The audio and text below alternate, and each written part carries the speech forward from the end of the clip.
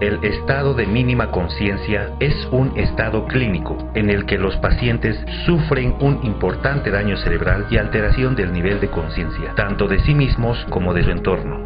Claudia Ruiz es una de esas personas que logró superar esta difícil y dura prueba. Es desgarrador recordar aquellos momentos tan duros en mi vida, porque se trataba de mi hija.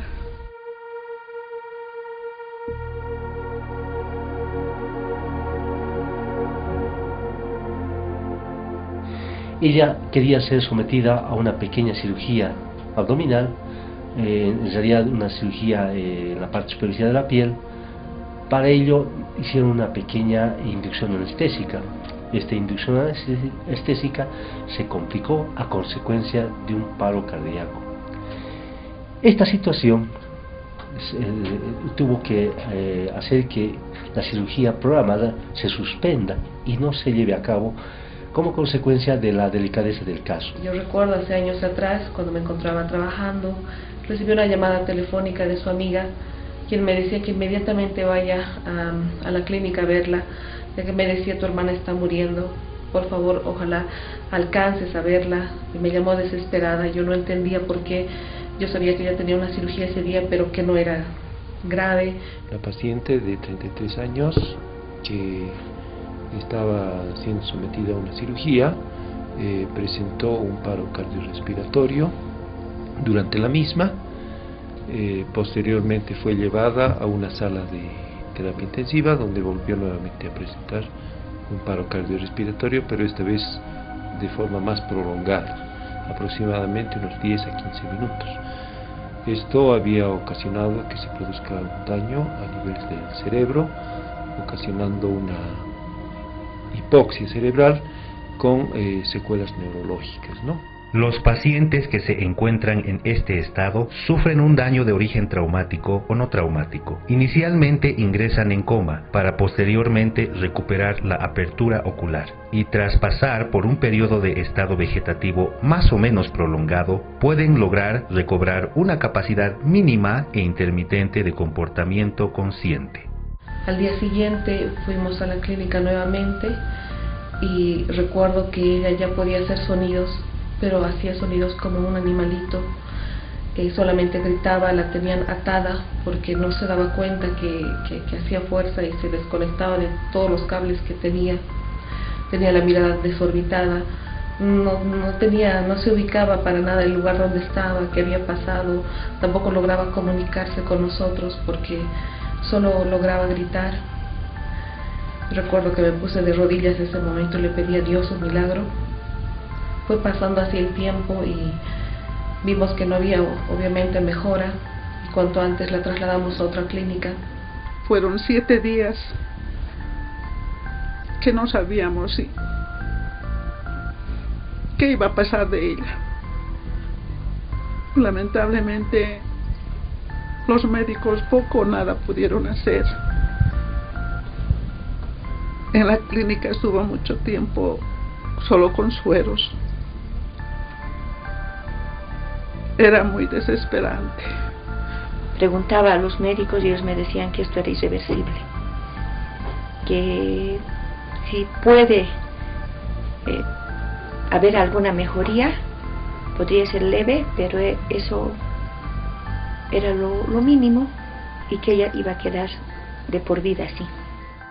Y lo máximo que recomendaban nuestros queridos colegas y amigos que trabajaban en este centro médico es buscar otras alternativas que a veces no están en nuestro país, que a veces pensamos que está en el país del primer mundo o países altamente desarrollados. Se citaba Cuba, se citaba Estados Unidos, se citaba Argentina, Brasil y otros países donde que aparentemente tenemos una tecnología un poquito más adelantada que la nuestra. Sin embargo, haciendo averiguaciones, también la familia vieron que las esperanzas se nos iba diluyendo como consecuencia de que no había una alternativa para dar respuesta a esta paciente. Los mismos médicos me habían dicho: señora, vaya pensando en llevarla a Cuba, quizás a Chile, o mejor a la Argentina, o a Estados Unidos. se sentían inclusive impotentes porque no había una mejoría en ella. Aunque la mayoría de los pacientes se recuperan del coma en los primeros días que siguen al daño, algunos de ellos pierden permanentemente toda función en el tronco de encéfalo, suceso conocido también como muerte cerebral, mientras que otros progresan a un despertar no consciente, que es lo que conocemos como estado vegetativo o síndrome de vigilia sin respuesta. Si más no recuerdo, un mes estuvo en terapia intensiva al mismo tiempo y ella logró hablar, recuperar un poco el habla. Claro que no era coherente, perdió la memoria en muchas partes de que ella nos hacía preguntas, nos cuestionaba, no recordaba muchas cosas que habían pasado hace años atrás. Teníamos que explicarle nuevamente, ¿no?, que tenía niños, que quienes estábamos vivos en la familia, porque hasta olvidó quienes habían fallecido. La vez que ya fui a su pieza a visitarla, estaba en cama y me veía dispersa. Yo pensaba que iba a ser hijo o algo, pero no. Ha dicho, ¿quién es este joven? Y ni siquiera me reconocía a mí, a mi hermano tampoco, se olvidó de nosotros. Y para mí era un shock. O sea, saber que ella no sabía quién era yo. Fue así pasando el tiempo y recuerdo que salió de la clínica, en la cual también le colaboraban haciéndole terapias, ¿no?, de movimientos, porque hubo un momento en el que cuando no lograba moverse le decíamos que nos pasara una pelotita y no lograba hacer ni siquiera eso con las manos. Para Claudia era muy molestoso, porque se trataba de hacer muchos ejercicios que a ella le causaban dolor, molestia. Ya veía que venían para hacerle la fisioterapia, que se llama ya, y ella no quería mover un dedo, no quería, porque la lastimaban. Y en una oportunidad estaba yo ahí con ella estaba en su camita, entra la que hace la fisioterapia, y muy torpe la doctora la hace sentar bruscamente en su cama a Claudia. Ella se pone detrás de Claudia y la agarra de aquí de la cintura y le dice, ahora sí vamos a empezar, Claudia, tu terapia, le dice, y la hace sentar de golpe y Claudia dice, dice, yo le digo a la doctora, la está lastimando, le digo, no, tiene que ya de una vez hacer movimientos para que haya algún progreso, me dijo, ¿no? Así la doctora. Entonces la agarra y como ella estaba así, la agarra y le desdobla la mano así, y la otra mano, y le dice, ya, de una vez, así, le pone una pelotita en la mano y le decía, aprieta, así, cierras y abres la mano, y Claudia no podía. Entonces la doctora le apretaba y le hacía soltar la pelotita, y Claudia, le decía, y yo le decía, le está lastimando, no, tiene que ya de una vez hacer movimientos, si no hay movimientos, los músculos se enquilosan, me dijo. Ella no respondía a los estímulos de hablarla, no había grandes respuestas a los estímulos, teníamos ciertos movimientos, como relata su madre, relata la amiga, relatan los hijos. Ha estado durante más o menos 3 meses en ese limbo, suspendida en esa situación. Gracias a Dios hubo esa persona que me habló del doctor Willy Mina, y ese mismo día yo lo llamé, y naturalmente el médico, con ética profesional, me dijo que no podía atenderle en la clínica, y ahí surgió la esperanza para mí. Y yo le dije, doctor, yo la voy a sacar de la clínica porque quiero que la vea usted. Recuerdo que lo llamamos y recuerdo la entrevista que tuvo con ella. Estábamos mi papá y yo, él y yo éramos un poco escépticos, porque recuerdo que en la clínica ella no lograba caminar, entonces se apoyaba en la pared y se chocaba, no lograba dirigirse hacia una dirección. Y nos habían dicho a los 3 años y tal vez camine. Entonces cuando vino el doctor y la evaluó, recuerdo ese día, le hacía preguntas y ella respondía, mantenía un diálogo, algo coherente. Y recuerdo que nos dijo algo importante y nunca lo olvido.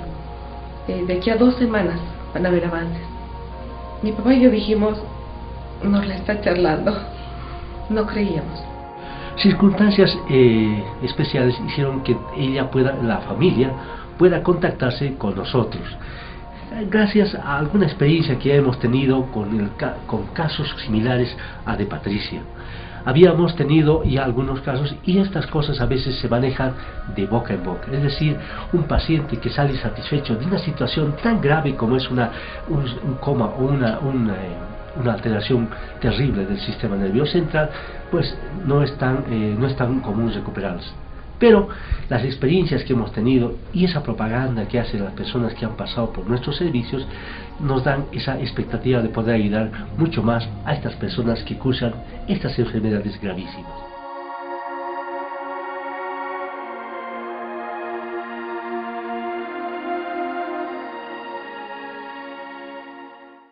Una vez que se contactaron con nosotros, empezamos primero a revisar su tomografía, su resonancia magnética, para ver más o menos cuánto podíamos ayudar a esta persona.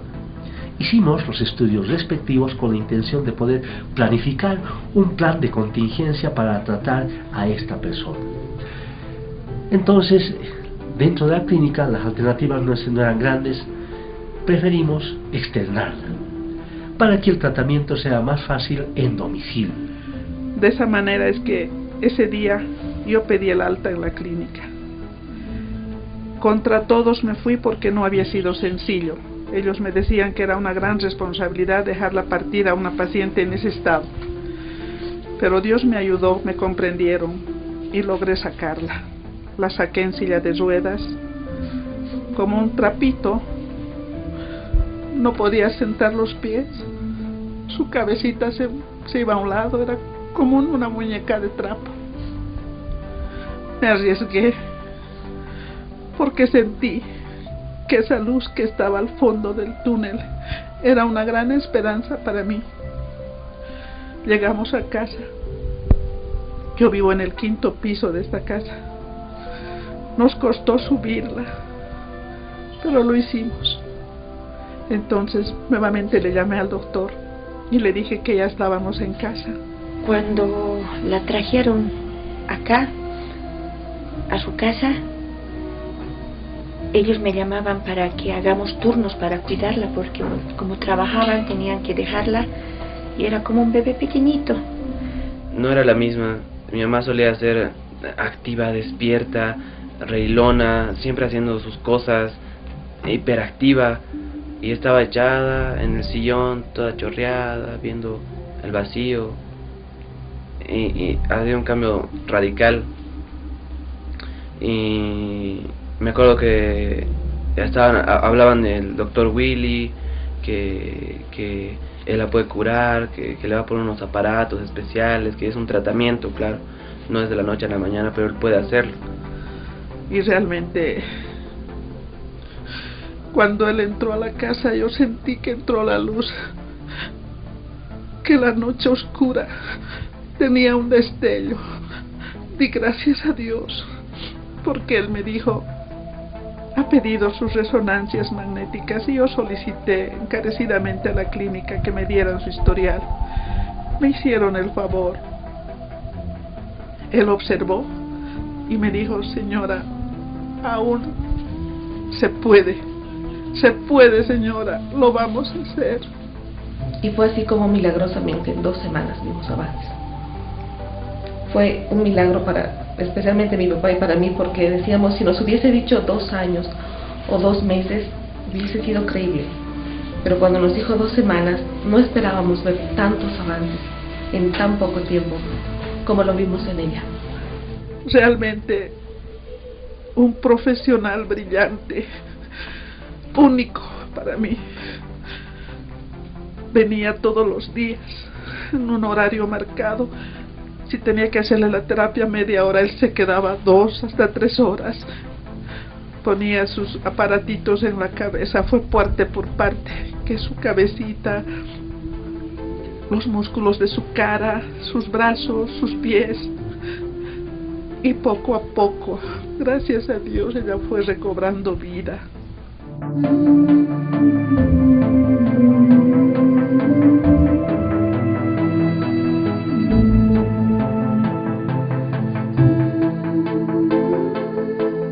Por el trabajo que nosotros realizamos no podemos a veces hacer un tratamiento a horas convenientes. Ella necesitaba un buen tiempo de nuestro trabajo para poder recuperarla. Entonces concordamos con que vamos a hacer el tratamiento en hora un poquito especial, es decir, en las noches, a partir de las 8 más o menos de la noche, hasta que más o menos se nos pueda permitir trabajar en la persona. La mamá y la familia decía un poquito en esa desesperación: lo que usted disponga, lo que usted quiera, bueno, estamos un poquito a manos de usted. ¿Qué querían inicialmente? Saber que esté viva. Ella, si bien es cierto, estaba con la mirada perdida, si bien es cierto, hacía movimientos muy escasos en los miembros inferiores, movimientos estereotipados, no había más allá. La familia, la primera intención que tenía es que empiece a hablar. No importa si estaba totalmente así abandonada, así echada en cama, pero que tenga una relación de voz con la familia. Yo le decía en mi desesperación: doctor, ¿cuándo cree usted que me hable? Y el doctor me decía: dentro de tantos días, señora, vamos a ver la mejoría. Yo oraba y clamaba y pedía a Dios, y se cumplía. Qué increíble cómo se cumplía el diagnóstico del doctor. Le decía: doctor, ¿cuándo va a poder caminar? Porque ella es mayor y era dificultoso tener que ducharla, bañarla, cambiarle, hacerle comer, cambiarle de posturas en la cama. Qué difícil fue esa etapa de mi vida. La teníamos que cambiar la ropa, teníamos que bañarla, teníamos que llevarla al baño, y para desplazarla su mamá se la ponía aquí delante de ella con sus chompas agarrándola, y entre 3 personas la podíamos bajar las gradas y subir, pero era tan difícil porque parecía que la lastimábamos. Y cuando yo la agarro por atrás y casi nos volteamos en las gradas, nos caemos, y yo la agarro con fuerza y ella hace un sonido gutural, como si me estuviera riñendo por lo fuerte que le apreté. Y yo tuve mucho miedo porque pensé que la lastimé muy fuerte, ¿no? Y ella se chorreaba, no dominaba sus movimientos, no tenía firmeza en el cuerpo, era como una masa. Y eso realmente era algo increíble. Yo preguntaba a algunos amigos médicos y ellos me decían, en un cuadro muy triste me decían, lo mejor que le pasaría es que Dios se la lleve, que ella se muera, porque así ella ya no tiene vida. Pero con las terapias que fue haciendo día tras día, el doctor, íbamos viendo cómo ella iba cambiando, lo iba mejorando, y íbamos viendo la gloria de Dios en su vida. Por eso es que creo que ahora tiene ese apodo de Lazarita, por haber vuelto a la vida.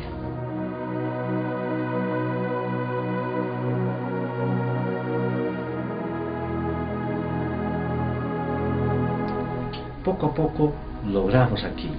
Cuando teníamos un sí y a un querer, un pedir alguna cosa, la exigencia fue un poco más. ¿Cuándo nos sentamos? ¿Cuándo empiezan los movimientos del tronco? ¿Cuándo empiezan los movimientos de las manos? Y vimos poco a poco recuperando aquello. La sentamos. Era un gran éxito el de haber llegado a sentarla sin apoyos de almohada, sin apoyo, en forma más o menos voluntaria. La exigencia de la familia continúa y se hace más frecuente y dice, ¿cuándo la paramos? Y tenemos que buscar mecanismos y hacer el trabajo para que podamos parar, reorganizar ese sistema nervioso para poder hacer que la muchacha empiece a pararse. Paulatinamente vi los progresos en Claudia, porque ella ya hacía movimientos de los brazos, las piernitas, no todavía no los dominaba, pero ya vi ese movimiento, cosa que me impactó. Con el tiempo empezamos a pararla. El siguiente pedido de la familia: ¿cuándo empieza a caminar? Son pedidos de la familia que a veces uno tiene que asimilar aquello y hacer que vayamos complaciendo a la familia y haciendo que nuestro trabajo sea efectivo. Entonces, él me daba un diagnóstico. Si no eran unos días antes, eran unos días después, cuando una mañana Claudia se levantó de la cama y me dijo: mamá, quiero ir al baño. Mejoró poco a poco y ya no tenía sus movimientos involuntarios. Antes yo veía a mi mamá cómo la cargaba, cómo caminaba. Y el doctor le hacía el tratamiento y no utilizaba medicación, no había inyecciones, sueros, no había nada de eso, y él solamente le hacía ese tratamiento y empezaba a recuperar poco a poco, algo muy sorprendente. Entonces estamos en ese estadio de un 90% de recuperación. Ya puede caminar, no totalmente así libremente, porque tenía todavía ciertas inestabilidades a consecuencia de esos 4 meses de estar en cama. Es un milagro todo lo que él ha podido realizar en la vida de mi hijita.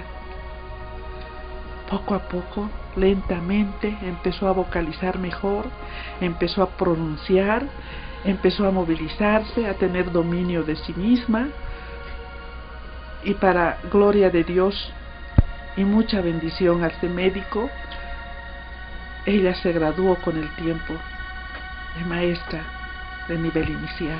Estaba ya preparando, antes de que le suceda este insuceso, estaba preparando su tesis para graduarse como maestra de escuela en la Normal Simón Bolívar, y le faltaba aquello, defender su tesis. La mamá, más o menos ya entrando al tercer mes, casi llegando al tercer mes, la mamá decía: ¿será que mi hija puede hacer aquello? Las exigencias han sido así, naturales, desesperadas, porque no querían que su hijita se quede en esa situación.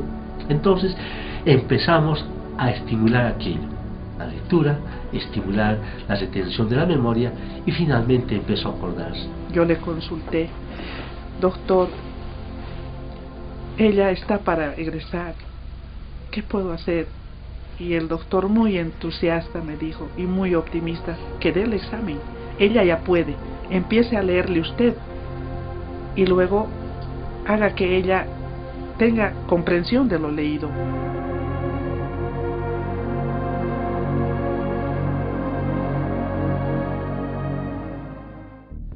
Cuando ella llegó a la Normal, sus compañeras, que ya le habían visto en su lecho de enfermo, que le habían visto en ese episodio bastante triste que es el hospital, lloraron nuevamente, pero esta vez ya no de angustia, ya no de pena, sino lloraron de alegría. Mi llegada a la Normal fue como si hubieran visto a Lázaro salir de su tumba, porque era el rector de la Normal Superior Simón Bolívar, donde soy maestra. Bajó, me abrazaron mis compañeras, lloraban, mis catedráticas, mis amigas, y gracias a Dios defendí mi tesis. Fue muy lindo el saber y el conocer que ella había defendido su tesis, y es más, había aprobado aquello. Fue bonito, fue también un aliciente para que esta persona tenga esa motivación, esa sensación emocional para poder estimular las áreas cerebrales. Mi mejor amiga, como ustedes la vieron, dice que me alzaba, mi mamá, que me bajaban entre 3, que me bañaban. Ahora bajo las gradas, normal, como cualquier persona. Creo que hay un poquito de temblor en mis pies, como puede, un poquito, pero nada más de lo que estaba. Estoy súper bien. Ella continúa trabajando, es responsable de sus 2 hijos, y realmente la noche se convirtió en día. Gracias, muchas gracias. Le debo mucho al doctor Willy Nina. Cada uno de los miembros de la familia jugó su papel especial, comenzando de la madre, que puso el empeño, el papá, que siguió aquello, las hermanas, que estaban siempre acompañando aquello, los hijos, las amigas, y todas las personas que han hecho que sea posible este retorno a la vida. Una historia feliz, una historia que la podemos contar ahora con toda esa emoción como consecuencia de haber nuevamente retornado a la vida a esta persona. Le agradezco mucho a Dios y al doctor por devolverme a mi mamá, devolverla como era, activa, reilona, querendona. Yo quisiera que esto, tenemos un ejemplo de vida aquí, hay muchas personas que deben estar postradas en cama, dañadas por tal vez negligencia médica o por cualquier otra situación, que este tratamiento llegue para poderles dar esa salvación, porque ninguna persona merece estar así como un vegetal. Yo creo que este milagro, en gran parte, diríamos prácticamente un 80-90% lo ha hecho el doctor Nina. Mi mamá siempre puso su fe puesta en Cristo y también en que el doctor iba a ser utilizado por el Señor. Ha sido una prueba muy dura en mi vida, que creo que otra persona que no conociera a Dios como yo conozco hubiera enloquecido. A veces creemos que como seres humanos somos inmunes a cualquier situación o circunstancia de la vida. Sin embargo, si revisamos un poco en nuestro cotidiano vivir, nos encontraremos con que no es así. Por eso debemos respetar la vida, no condenándola a un calvario indefinido. Respetar la vida de ninguna manera implica forzar las circunstancias. Muchas veces pensamos que nosotros somos perfectos. Y si buscamos un poquitico en nuestro diario vivir, vamos a ver que no somos tan perfectos. Cuando estábamos en la facultad, hacíamos un esfuerzo de revisarnos entre nosotros para ver si tenemos o no tenemos defectos en nuestra persona. Y nos encontramos varios defectos. Aparentemente somos sanos, aparentemente estamos bien, pero tenemos algunos defectos de fábrica. Y eso no está mal, es parte de nuestra naturaleza humana, que tiene cierta perfección y cierta imperfección. Y terminaremos diciendo, debemos amar a las personas a pesar de los defectos, a pesar de aquella imagen a veces un poco especial de una persona. Lo importante es el amor, amarnos para poder ayudar a esta persona. ¿Qué tal si Patricia no hubiera tenido el amor de la familia?